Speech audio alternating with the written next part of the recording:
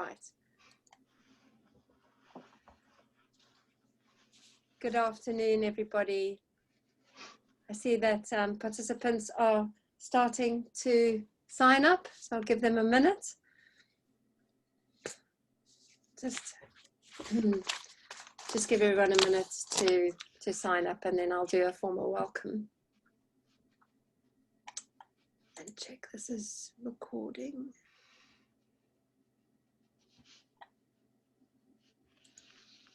See if this is recording. Oh.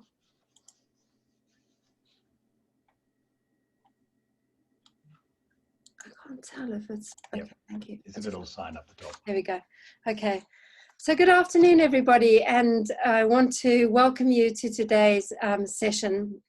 I'm Colleen Theron. I'm a tri-qualified lawyer and the founder of ARDIA International. And I'm really delighted to be hosting another one of our webinars in the series Respecting Human Rights. And I'm particularly excited to welcome our speakers today, absolute experts and colleagues, and I've known for a number of years. So welcome to Elisabetta, to Robert, and to Rachel. Each speaker is going to introduce themselves as we go along, and I am going to just give a few, a little bit of information to set the context for today's webinar. So for those of you that are unfamiliar with ARDIA International, we are a specialist sustainability, business and human rights consultancy with expertise in modern slavery. And we work across sectors, we work internationally, primarily supporting business to meet their legal obligations and to develop best practice procedures. So just to start off today, I thought it might be helpful for those of you that are not familiar with the concept of what human rights due diligence is, to give a very brief overview of what it entails. And really, oh, somebody's raised a hand, sorry. May I just look at what the issue is? I can't see. No, I can't see. So just very briefly to what it is it is an ongoing risk management process to identify and evaluate human rights risks.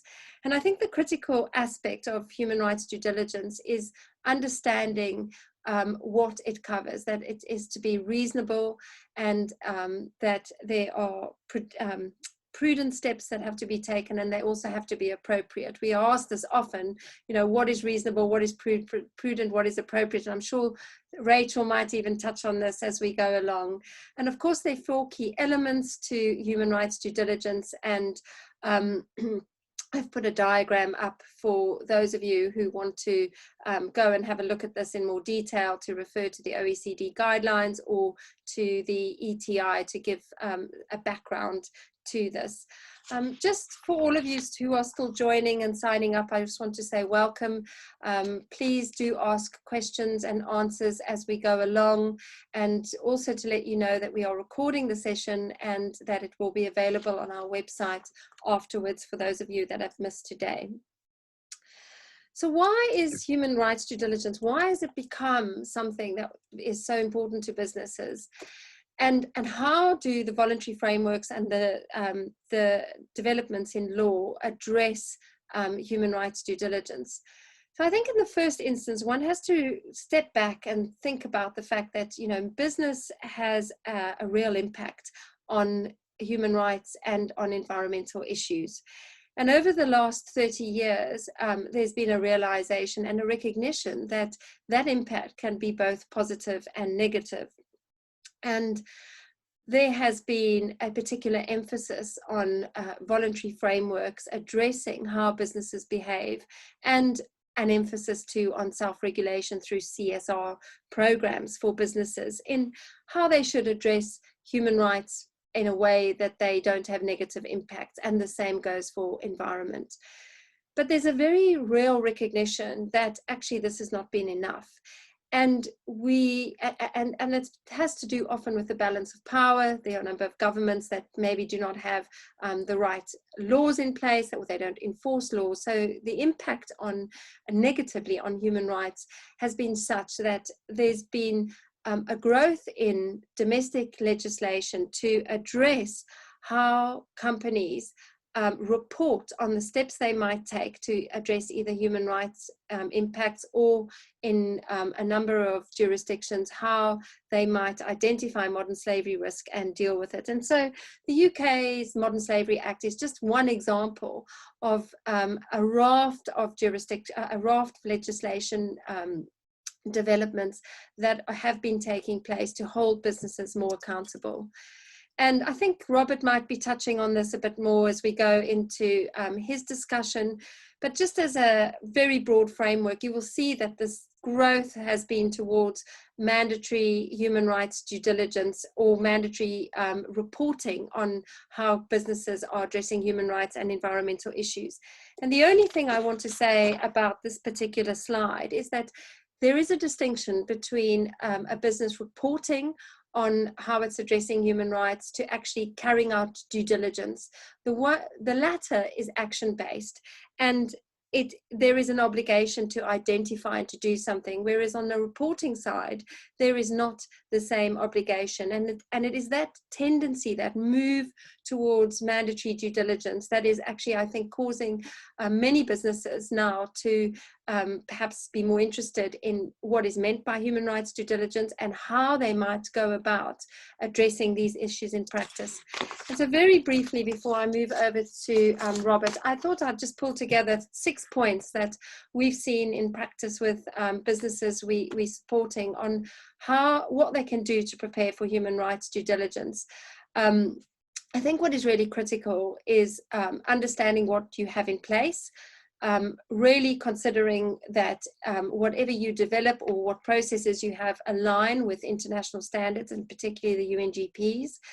I think building cross-functional personnel to address these issues, and ensuring that they have adequate time and resources to address the issues is really critical. And then I also think that what we're seeing more of is getting to understand what the relationship is between parent companies and subsidiaries, and how they might go about addressing these issues together or apart. So that's all I really want to say. I'm going to move over to Robert. So if I go back to my nice holding slide with his picture on, Robert, if we can ask you to start sharing the screen, and over to you. Thank you very much. Very kind of you to invite me, and I'm delighted to be involved, because your work in this area has been quite important and impressive, and so thank you for including me in this.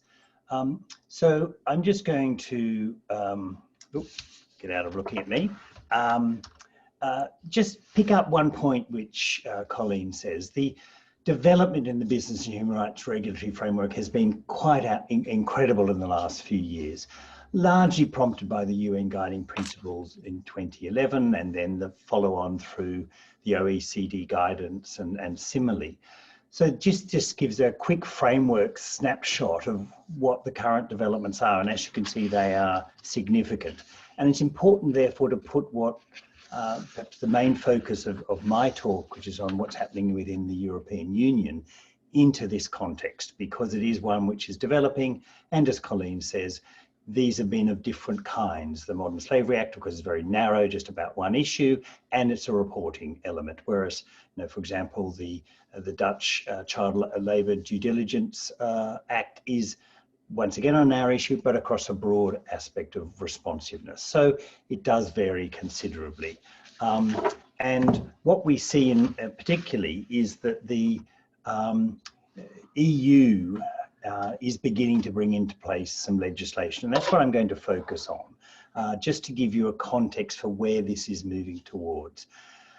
And the basis for this is that the EU Commissioner for Justice promised in April 2020 that it would introduce draft EU legislation, and he did this after receiving a study on human rights due diligence in the supply chain. I have to make a little comment here because I was one of the co-authors of the study, and in my role as a researcher, never do we have such direct impact. So it's quite remarkable kind of context. Anyway, it's moved forward, and particularly the European Parliament has been perhaps the most active in this area. And they submitted a proposed law in March 2021, so just a month ago. I will put in the chat box the link to that law. The expectation at the moment is, and this comes from one of the senior people in the European Parliament, says that we expect the EU to produce the due diligence directive in June 2021. I just want to make a note there that it's a directive, not a regulation. Therefore, it has a different degree of power. My focus is, well, what are the possible core elements to this legislation? The starting point is, what's its scope? Well, the scope is going to be human rights and environmental due diligence. Why does that matter? Well, it's going to be clearly, and Colleen will be pleased with this with her background, it covers environmental matters, and that comes out of the EU statement on Green Deal and similar things like that. And it's in relation to potential and actual adverse impacts. Whether climate change is going to be included, can't quite tell. My impression from recent discussions, etc., is there will be some reference to climate change. That's my guess. The other thing is scope of coverage. Who is going to be affected? Well, it's clearly going to be all EU domiciled businesses. When I say domiciled, they can have either under the, as you possibly know, under the various EU regulations. Domicile mean where the headquarters is, where it's incorporated, or where its main place of business is within the EU. The question is whether it covers all businesses operating in the EU, even if domiciled elsewhere. And we have some examples of that. The Dutch child labour due diligence law certainly applies to that, whereas the French law does not, excuse me. So my guess is that that will be a debate. My impression is the European Parliament moved it forward a bit by saying any business is governed by the law of the member state, and that of course could be a company which has its domicile elsewhere. We'll see where that goes. I think it will, and the impression from companies I have is they prefer it to cover anybody engaged in business in the EU. The other big issue is threshold. What will it include? Is it just going to be big companies? I mean, the French law talks about companies in terms of the size. Oh, sorry, it's companies in terms of the size of their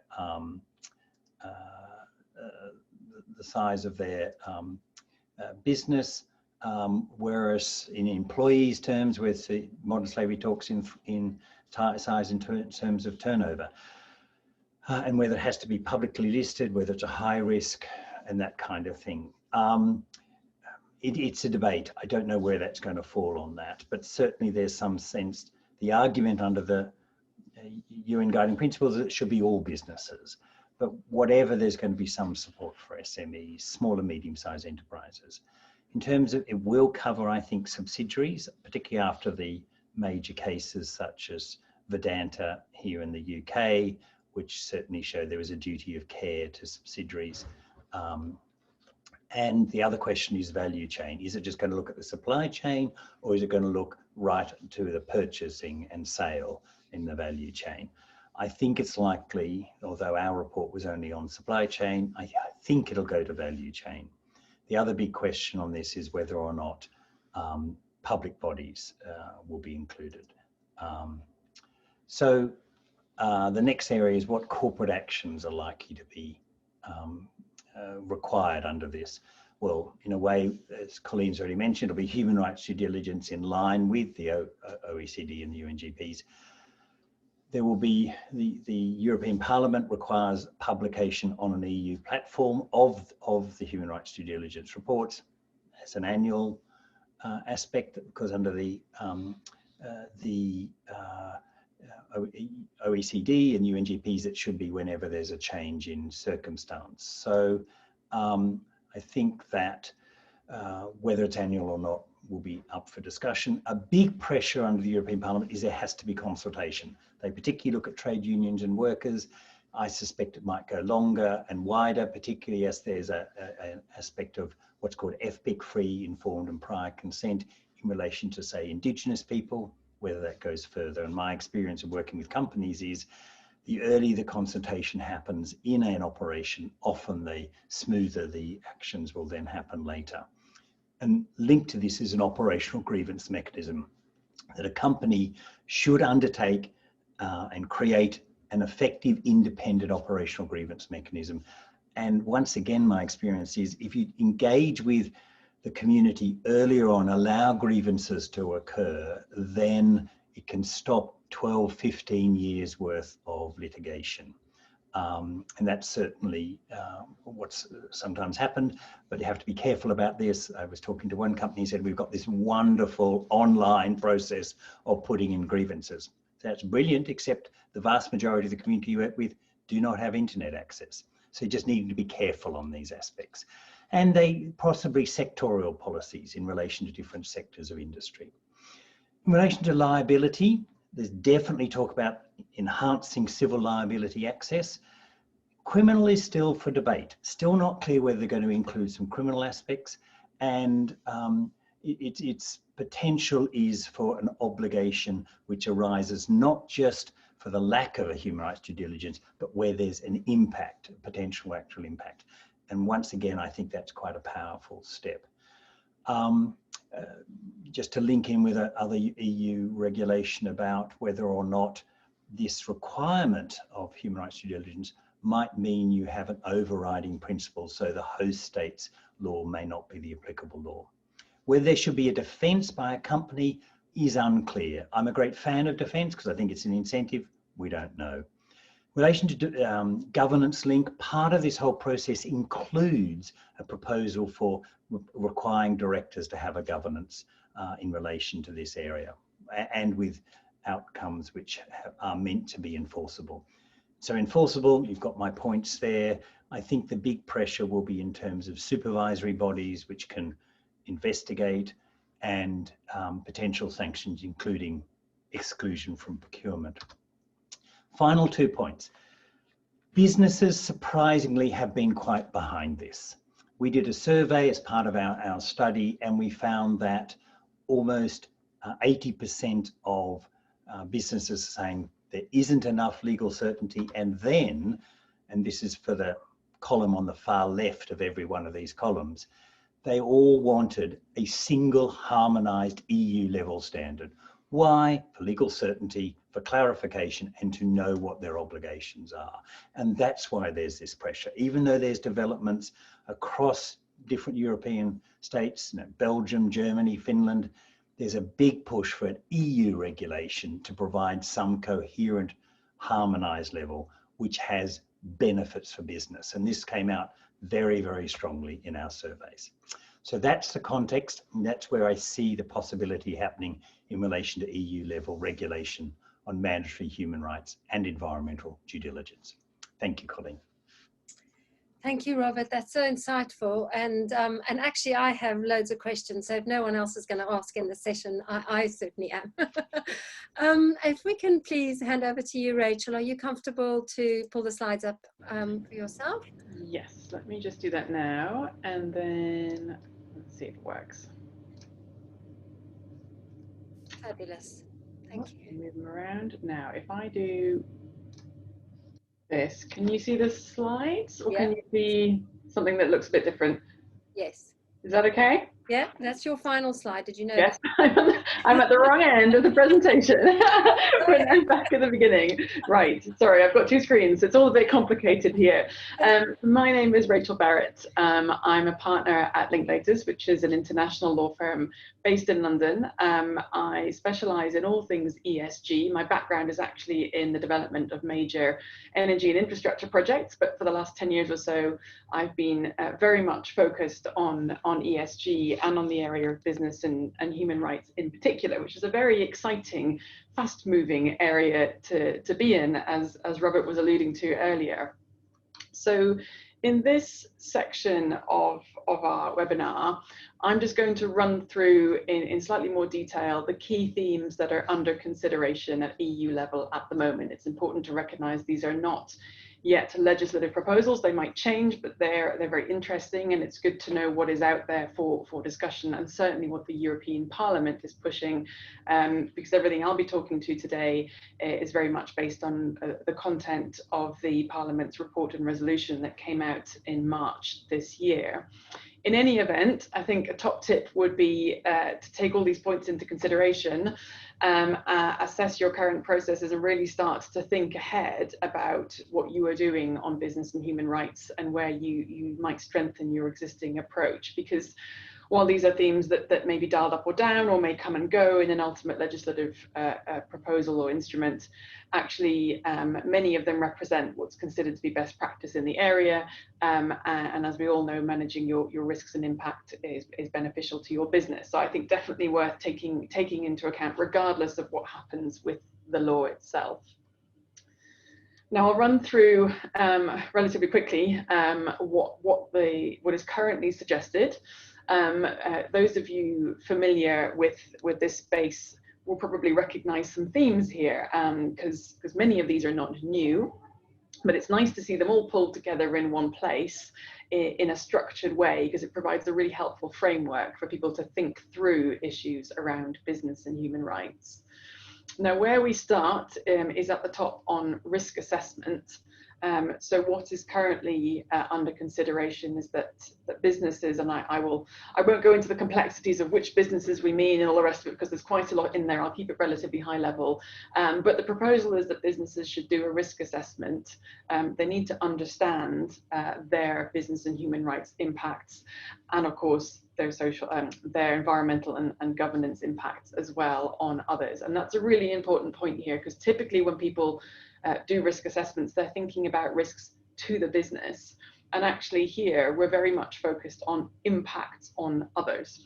And that's something always to bear in the back of your mind. As someone who does a lot of M&A work or financing work, it requires a bit of a gear shift sometimes when you're working in the area of ESG and business and human rights in particular.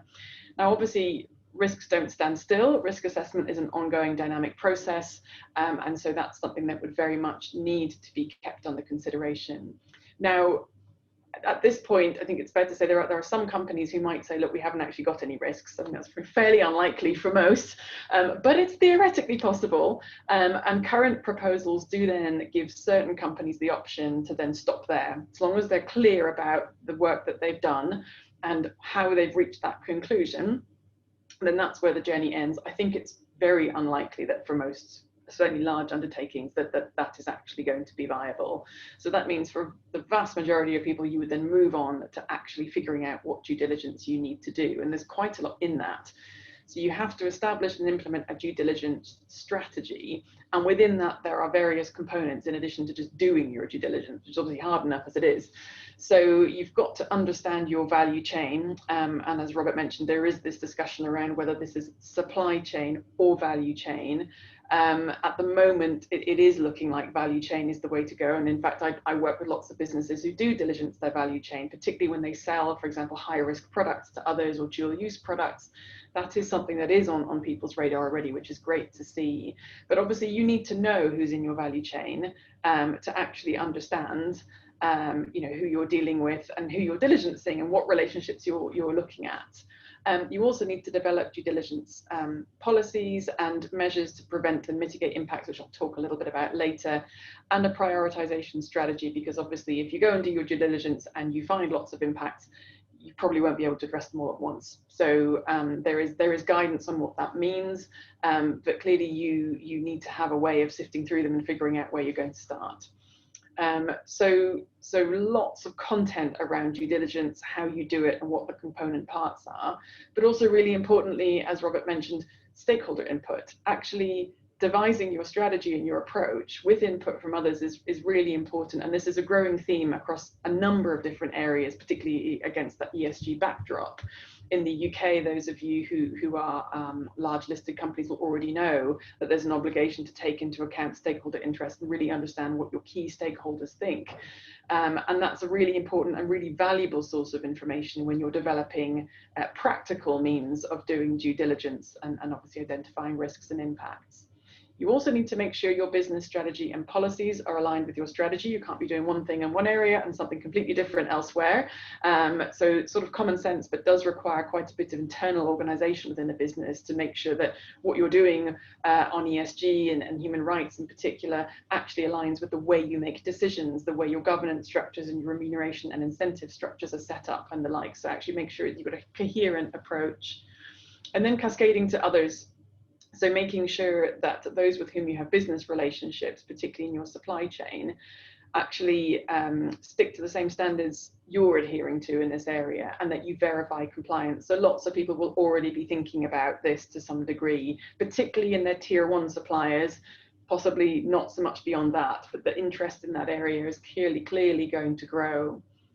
And then finally, obviously keeping things under review, because the world is a changing place. So at least annual evaluation of what you're doing. Again, stakeholder input into that, checking that what you're doing is effective and appropriate for the size and shape of your business at that time, and the environment in which it's operating. So quite a lot in there. I wanted to talk a little bit more about stakeholder engagement and disclosure, because that really is a key theme that comes out here. And it's not just that you have to engage with stakeholders on your strategy and various other components of this. You have to have effective and meaningful discussions. And that does require some planning. And I absolutely agree with Robert, that point about doing this early is really important. And thinking ahead to how you're going to have those discussions, how you're going to structure them. Are you doing town halls with your workers, for example? Are you setting up a portal where people can feed in anonymously? Are you engaging with local communities in the appropriate language, in the appropriate way, at a time that works for them? There's a lot of thought and organization that has to go into stakeholder engagement, but it can be a very valuable exercise. Now, this pops up in a range of places. So obviously discussions on the strategy itself. Stakeholders have the right to request engagement on ESG and human rights issues, in particular under the proposals that are floating around at the moment. So sort of, that direct engagement on request, really being able to speak to these topics and having a public narrative on them is going to be important. Involvement in the annual review is going to be key. And then more generally, public disclosure of what you're doing in this area, communicating what you're doing to workers, and then possibly also uploading your strategy to a centralized European platform, which will also mean it will be comparable with those of others. So lots and lots of engagement, lots and lots of transparency, all in keeping with general themes in this area, but will require quite a bit of work for people. And then finally, grievance mechanisms. These can be quite fiddly, quite complicated, and do require, I think in many cases, real expert input into their design to make them effective. They exist for two purposes: early warning mechanisms, because they're a really great source of understanding when things are going wrong, and so reviewing input you get through them, making sure the complaints or concerns raised are effectively tagged and handled by the right teams is really, really critical. And we have seen that go wrong where things have been misunderstood and risks have not been picked up. So getting that right is really important. But also as a mediation system, this is a way to engage with people and to resolve issues as they arise, which really is to everybody's benefit. There are criteria in the UN guiding principles that are incredibly helpful if you're designing one of these. They give you lots of flexibility, and they also help you ensure that your mechanism is accepted by those for whom it is offered. So, for example, those criteria include that the mechanism is fair, legitimate, transparent, and there are many others. So it provides an excellent framework to work within. Obviously, you need to give timely and effective responses within your mechanism, otherwise no one's going to bother using it. And then again, transparency coming out. You have to report, if these proposals go through, on reasonable concerns raised and the progress you're making in dealing with them. So this is really going to push grievance mechanisms to the fore. We know a number of industry associations are also looking at grievance mechanisms, how they can improve them, how they can use them better to their advantage, because they can be really, really, really effective. So in the final few seconds, perhaps some top tips as to what you might do next if you're very much starting on your journey. Now, this looks a bit scary. Don't worry, it's not. Those of you who are active in the sort of more compliance space will probably recognize this pyramid, because it looks very much like a compliance system, and that's not an error. That is deliberate. One of the things we see people do a lot is build ESG considerations into their existing systems, because it can be very difficult to design something from scratch and something completely separate, because often that's just not workable for you as a business. So we often draw on key themes within existing systems and controls that you have, whether it's at an operational level or a corporate level, and we start to build in these other elements. It does require some tweaking and slightly different approaches. You know, remedy is not one you tend to see in a sort of typical compliance system, but there are lots of great things that you can tag on to and make it an efficient process. You'll see due diligence actually is only one of those elements. There's lots going on here and lots to think about. So I will leave that as a takeaway. I think in terms of getting started, don't wait. I know we're all waiting for a law, but actually it's good business practice, good risk management to get on top of these issues. It's great for securing social license to operate, and it's actually just really important given the direction of travel here. Get familiar with the UNGPs and the OECD guidelines if you're not already familiar with them. They're very useful. They provide a framework that looks a little bit like this actually to work within. Think about where your key areas of risk are given what you do and where you operate. Find out a bit about what you already do, because you might be doing more than you think, even if it doesn't have an ESG badge. And then obviously while you're monitoring for further news in this area, you might want to think about where you can make some improvements now until you know exactly what's coming at the legal end, and then you can really get going. That's all from me, Colleen. Rachel, thank you so much. Such a clear articulation of a very complex issue. And you always do that. I have had the pleasure of working with Rachel, and she makes things that are very difficult sound very easy. So, so thank you for that. So, Elisabetta, if we can turn over to you, and I know you would like me to share your slides. So if you give me 1 second, we'll do that now. If I can just Thank you, Colleen. Screen. Here we go. And just from the beginning, and then will you just tell me, Elisabetta, when you would like me to Of course, transition, if that's okay? So everyone, here we go. All right. So we can already move to the first slide. Sure. Thank you. So good afternoon, everyone. My name is Elisabetta Colombo, and I lead the Sustainable Development Goal Research at VE, a Moody's affiliate. First of all, I would like to thank you, Colleen, for inviting me to this interesting discussion. My point of view is the one of an analyst working in a rating agencies that guide investors towards sustainable choices. So I'll focus on the role that investee corporates play, both as a cause and as a solution to human rights risk. Let's spend a brief moment on definition. So human rights risk refer to a very wide area of analysis. In the methodology, when we talk about social ratings of companies, we refer broadly to the relation of companies with stakeholders as suppliers, customers, and local communities. So human rights range from freedom of association, social dialogue, right to physical and mental health, prevention of child labor, but also privacy of customers, for instance.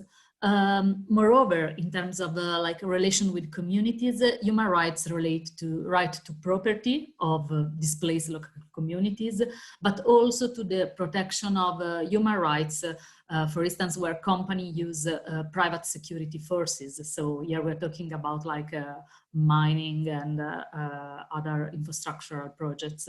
Human rights are material for companies, but also for investors, as they represent threat to companies' businesses.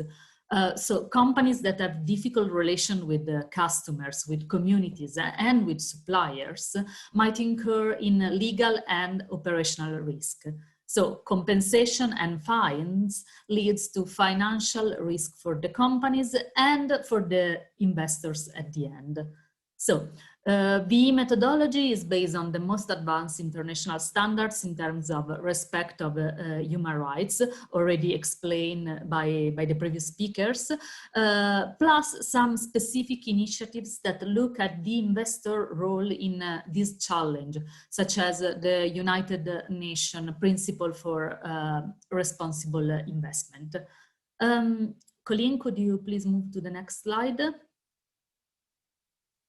Thanks. So in this slide, we can see that the performance achieved by the companies in our universe, and I'm talking about 5,000 companies, in terms of respect of human rights standard in the society and in terms of integration of social factor in the supply chain. So historically, human rights have often been considered as a challenge only for the emerging and developing markets. And that's not true, as you can see in the charts. So it's true that European companies perform better than the other region. However, the performance achieved remain limited in all the geographic areas identified. The scale, sorry, it's not in the slide, it goes from 0 to 100. So you can see how limited are those performances. Colleen, could you move to the next slide? So in here we can see how the methodology is available to help investors to identify companies that have developed strong commitment and policies in terms of human rights protection. Moreover, we analyze if companies have developed human rights due diligence processes, as explained by previous speakers. So these measures also in our methodology includes human rights training programs for employees, impact assessment, audits, investigation of human rights allegation, and of course, provision of access to remedy through grievance mechanism. All these measures are adapted at sector level. So it is very different if we are talking about due diligence for an infrastructure project that deal with community resettlement, or if we analyze a broadcasting company that has as a main human rights challenge to be transparent on gathering and use the customer data. Important, and I saw that in a question, to us it's important in all cases to involve external specialized stakeholders. So here we talk about NGOs, associations that work on human rights. So finally, third step, the methodology helps investors to identify companies violating human rights. And the number of controversies stood at 524 high and critical cases in our universe, so 5,000 companies, as of last March. Controversies range from displacement of a local population without negotiation, child labor implantation, but also violation of privacy rights, as it frequently happens with tech companies selling user information without consent. With this analysis, investors can engage with companies to improve their social and human rights practices, or even exclude them from their investment portfolio. So in the next slide, Colleen, if you could move to the next slide. No, the one before, sorry.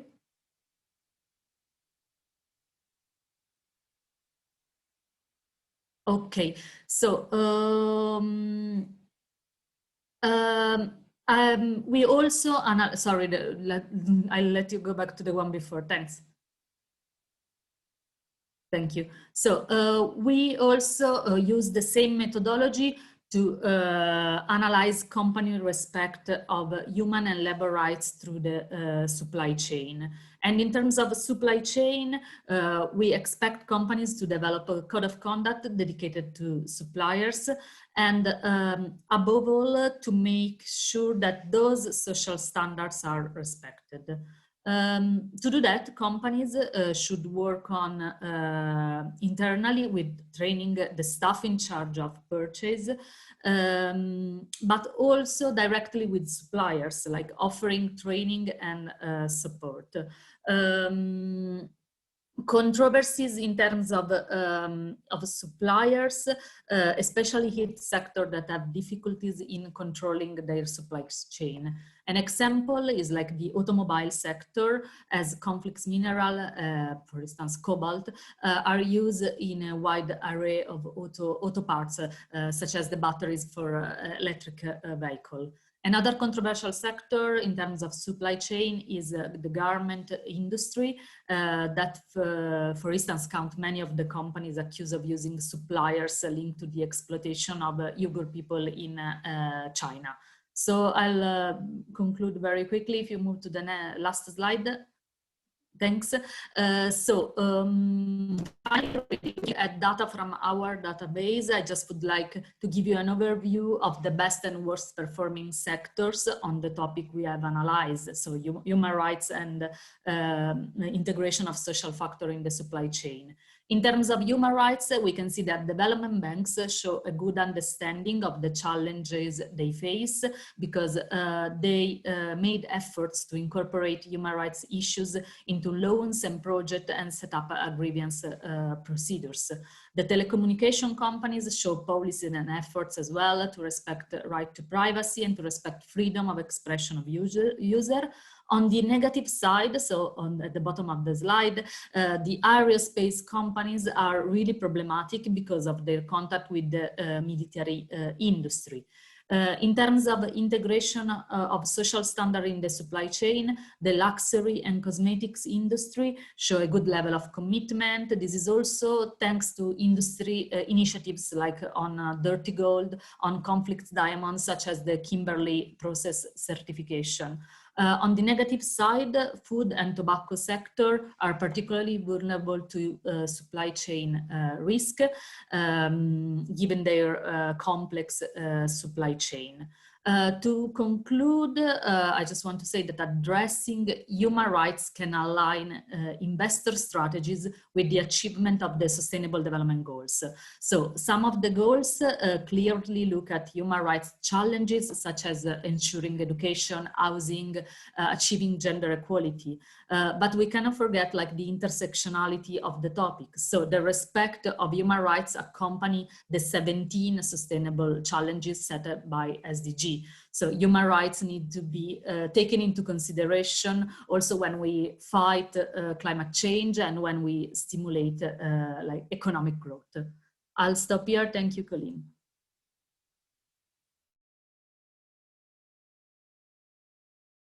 Mute.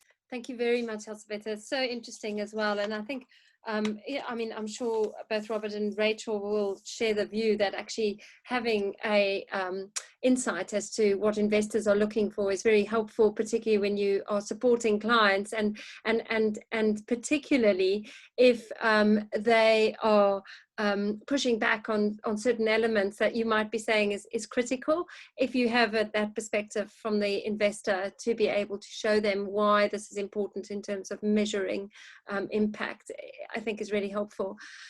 We have an absolute raft of questions that have flowed through, which is great to see. And I am going to try and answer them, I hope, in the, I think in the way that we, oh, sorry, if I can find the question and answer one. I'm going to have to start with the chat because for some reason my question and answer box is not opening. Oh, no, there it is.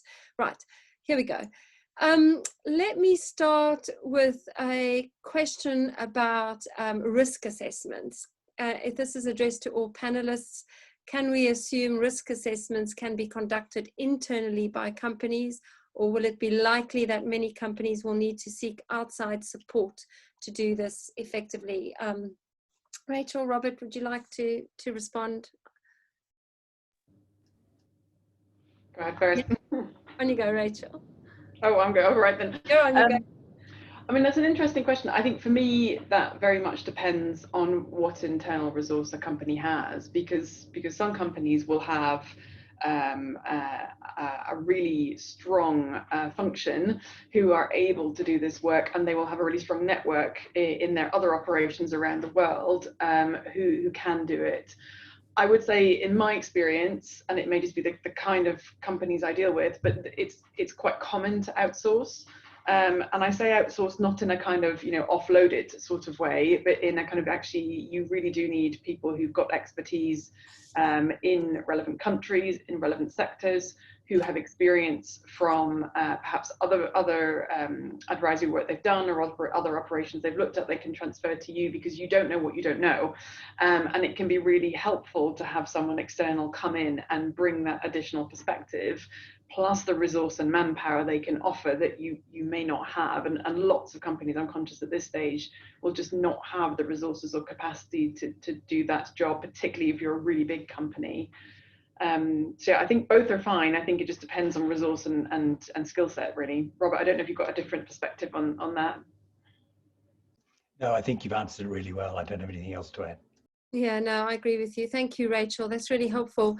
We have a question that's come in saying, I'm concerned how the EU regulatory framework, the EU directive and national legislation will be effectively monitored and enforced. If companies can barely manage their tier 1 supply chain risks, let alone tier 2, i.e. ensuring compliance with supplier codes of conduct, how will governments be able to ensure compliance, or will this be a UK Modern Slavery Act concept, offloading monitoring responsibilities to civil society? Who wants to have a go at that first? Maybe I'll start to say, I certainly hope it's not a modern slavery approach, because I don't think that's been, excuse me, effective at all. But I still think there will be some monitoring by civil society. I guess what I would say is these supervisory bodies which the EU is intending to set up, which is a very common feature across most of continental Europe. In the UK, we tend to call them regulators. And for example, the Financial Conduct Authority is an example. These supervisory bodies are going to have some investigatory role, but also I hope a role of helping in best practices, clarifying what these practices might be, and perhaps in line and assisting with industry sector bodies as well. So I think that there is a expectation that the monitoring will not just happen by civil society, though there's also, of course, a link to what civil society might be able to do because of transparency. Having said that, you raised the point about beyond the first tier, which is I hear that regularly from companies, just how difficult that is. And there are ways forward. I've talked with companies, for example, who do some training of their first tier, so the first tier can then train the second tier and do it in that way. So there are ways forward. And of course, the way that this is envisaged is that a company cannot just get out of their responsibility by saying, I passed it down my tier. There is still that residual responsibility on that company in relation to its actions of its business relationships. Thanks. Thanks, Robert. Rachel, did you want to add anything to that? No, I think very, very well said. I think the truth is it's an area that is really, really challenging for lots of companies. Even a small company can have incredibly complex global supply chains. I do see a number of corporates prioritizing them what they consider to be their most high risk supply chains, and on those they will go right down to the very bottom on them, and they will really make sure they know exactly who people are contracting with down that chain, and that sometimes involves some difficult commercial choices. That would be a difficult approach to implement across your entire supply chain, admittedly, but it's certainly one I've seen done. So I agree there are definitely ways of doing this. But it's challenging for sure. Yeah, I would agree with that. I think that's, it's similar to Robert and you, Rachel. It's the one challenge that's often presented so often and, by clients as to how they do that. And I think understanding what you have in place and the correct contractual arrangements, as well as understanding your leverage. I do think that, having insight as to what your leverage is pretty critical to this as well. Another question we've had is, how does responsibility for operating an OGM cascade through the supply chain? For example, would a business at the head of a supply chain be expected to operate an OGM that is accessible throughout all tiers? Anyone want to take that? Can I have a stab? Everyone else can kick me under the virtual table if I'm getting it wrong. I mean, I would say, I think you can have grievance mechanisms in a variety of contexts. I think it may be the case that you have different grievance mechanisms in different contexts. It very much depends what you're doing, how you're organized. For example, I do a lot of project financing work. Even if a sponsor organization, a project developer, has its own grievance mechanism, it probably wouldn't look quite look like what this law was intending it to look like at this stage, but they would probably have something, a whistleblowing hotline or something like that. We would still do a specific grievance mechanism for the actual project itself, because the context is so different and it requires something very bespoke. So I think point number one is it's probably not quite a one size fits all. I think my view generally is it's better for these mechanisms to be as accessible as they possibly can be. The question is then, how is it advertised upon the supply chain? How on earth do you know? How do people even know they're in an indirect business relationship with you, which I think can be a challenge. And that takes us back to the same question we've just dealt with, I think, around that cascading and how that works and how accessible information is to people, how that's disseminated. But I think certainly it can be very useful to keep that open. We often see people open their existing grievance mechanisms, not just to employees, but to any member of the public who spots any kind of unethical conduct, for example, because the business really needs to know what the issues are. It becomes a business continuity issue, understanding what's going on somewhere in your supply chain, you know, what might blow up and cause you a problem later on. Better to know than not know. Obviously, once you know, that means you do then have to do something with that information, and that's the next challenge. But I think keeping them broad and cascading them through that process of getting down your chain is probably the right way to go, although you may need additional mechanisms in other contexts. I don't know, Elizabeth or Robert, if you've got other thoughts on that. Elizabeth, did you want to comment? No, that's fine. In the methodology, as I said, we analyze, of course, also the responsibility towards the supply chain, and of course, it's more challenging for companies rather than checking and auditing their employees. But when it's material to the business, we think it's really important to go to that level, and yeah. Even if it's overcome like legal expectation in the countries where they operate. So the methodology we apply is the same in all areas, even if it goes beyond national requirement. Thank you. I wonder if I could just add a quick point on that last comment. Very often companies say, well, we comply with the law in that state, and that's the end of the matter. What this whole area says is that's not the end of the matter. The companies are expected to comply with recognized international human rights standards, even if that's not what the state, might be saying. I did a recent kind of research on this, I put in the chat, which just showed that mostly companies can still reach a higher standard than what a state requires, and that's important that they're aware of that.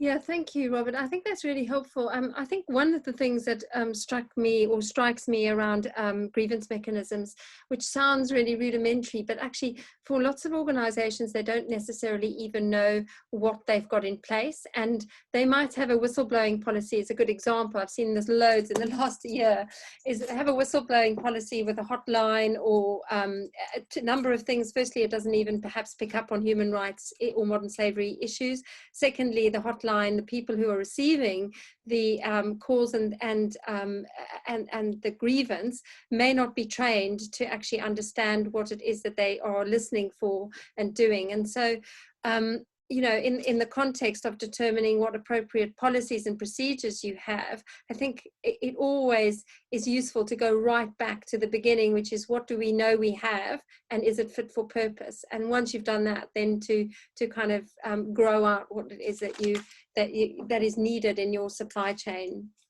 I think we have room for a few more questions. I just wonder, oh, here's an interesting one, is where do we see strategies around achieving living incomes fit in? The current proposal seemed quite loose on this. Can you share any insights on how the EU will be monitoring progress towards the big issues, such as achieving living incomes in global value chains? Wow, that's a big question. Okay, I'm going to bravely start with it because it's an impossible question. And so I'm going to say two things. Firstly, it's not directly referred to in the European Parliament, and I suspect it won't be directly referred to in any EU law. Having said that, of course, one of the internationally recognised rights referred to directly in the UN Guiding Principles is, of course, the International Labour Organisation's fundamental principles of work, and that includes this kind of issue. And some companies have done this. Unilever has made a statement that they are going to ensure that there are living wage across its entire supply chain. But I think what you're saying is hopeful rather than yet where it is at, but that doesn't mean the pressure shouldn't stop. And maybe if I can, while I'm talking on this, just deal with a question which Ruia asked, which is about the gender perspective. It's mentioned in the introduction and commentary in the EU Parliament statement, and the UN Working Group on Business and Human Rights has exactly referred to the importance of having a gender perspective on human rights due diligence. And I think that's beginning to flow into the expert advice which is being offered on this, the necessary requirement to ensure there's a gender perspective. Sorry to answer two questions at once. No, Just to, yes, sorry. I was going to ask you to come in on that. Okay, to what Robert said on the supply chain, it's true that we see some companies already integrating in their code of conduct for suppliers, but also as contractual clauses, topics such as a decent wage for suppliers or working decent, regulated working hours for suppliers. So sometimes it's true that the businesses are already working on those important challenges. Thank you, Elzbieta. Perhaps we can have there was the question about how do we ensure the gender perspective and women are included as becoming part of mandatory due diligence. I think we've kind of touched on that now, which is quite helpful. Perhaps if we can, I'll try and pick up on one other question, which is, sorry, there are a few comments in here. Oh yes, here's a question. Will the new EU directive cover non-EU states issuing licenses? Is this aspect likely to be subject to mandatory due diligence in the new directive? I think, Robert, that goes to your scope point, if you'd like to pick that up. It's a great question, and of course we don't yet know, but the big pressure from companies is that of course it should include as broad a possible range of companies which are which are engaging through operations of goods and services or whatever within the EU area. And I think that's very likely that will be part of the discussion. We can't yet know, but I think that's likely, but it'll be open really for consideration. Once again, if I can answer another question which Georgina asked about Brussels 1, I covered it all too briefly. Brussels 1 is an EU regulation which includes the fact that if there's damage which occurred in another state, which is usually what happens in these instances, let's say it occurred in Zambia or Peru or wherever, the EU court which is considering this has to apply the law of Peru or Zambia or wherever. It's a notion called applicable law. However, what they're suggesting is this could be an overriding policy provision, which means in certain circumstances, the EU court could consider, let's say the particular state law in that country is not protecting human rights, that it would enable the EU, the court in whichever EU state to apply its own laws, not the law of the other state. It's contentious, but that's just to pick up, and sorry, that might be a bit technical, but it was the question Georgina raised. Perfect. I think I'm just going to draw it to a close, because if I ask, or if I raise another one of the questions, we might well run over. So I just want to take the opportunity to thank each of you again for your time, effort that you've made in your presentations and speaking today to the audience. I think it's been, for me, I've always learned from the likes of you.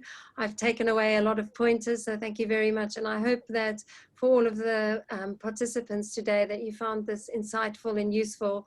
I'm sorry we haven't managed to get to all the questions. They were excellent. And we would just encourage you to sign up to our next one, which is going to be on child labour. And we'll do our best to, well, we'll get this on the website so that everyone can listen to it if they haven't managed to tune in today. And I just want to wish you all Godspeed and a really good week. So thank you very much. Thank you, Colleen. Thank you, those who attended. Thank you. Thank you. Bye-bye.